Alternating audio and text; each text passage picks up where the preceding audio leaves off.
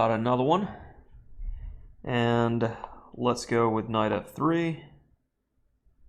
And we have gotten into a Sicilian. Now with that, makes me want to do this. Are you sure?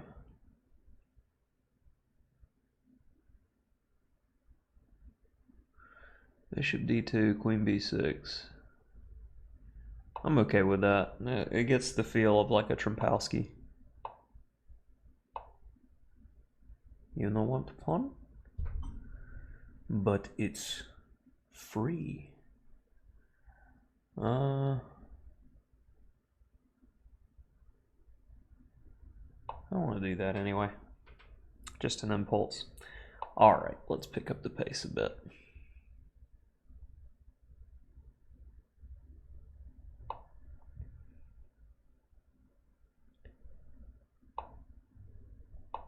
Stop that.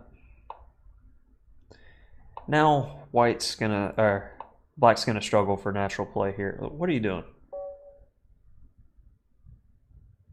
I think he meant to go queen c7. Can you do takebacks on Lichess? Because that would have been one I would have openly granted a takeback with.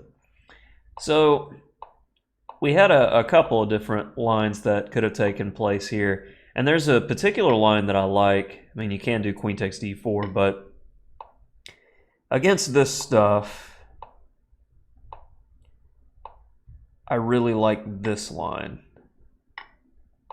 where knight g8 is considered best, and then bishop d4. This stuff is highly annoying to face, and it's typically not covered in the Accelerated Dragon text.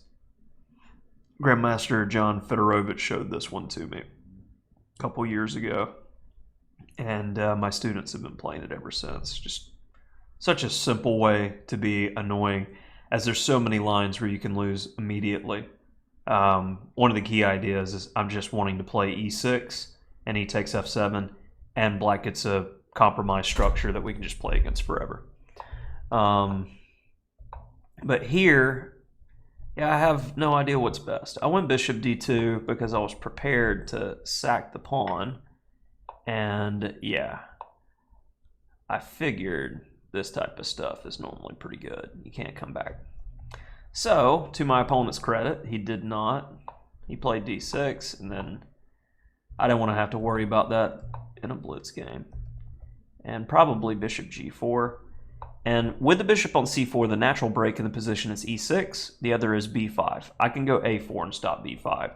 So this is already a position where I feel it's more than a +1 advantage for white, because black has no natural plan, and the pieces are misplaced.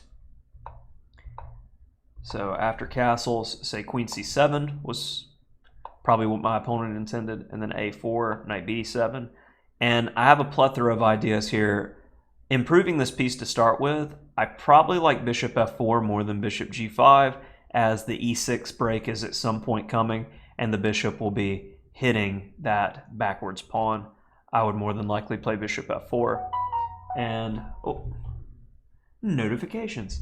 So I can drop back, and it goes right along with our d4 repertoire that was published a while back with playing against Benoni structures. So that'll do it for this one.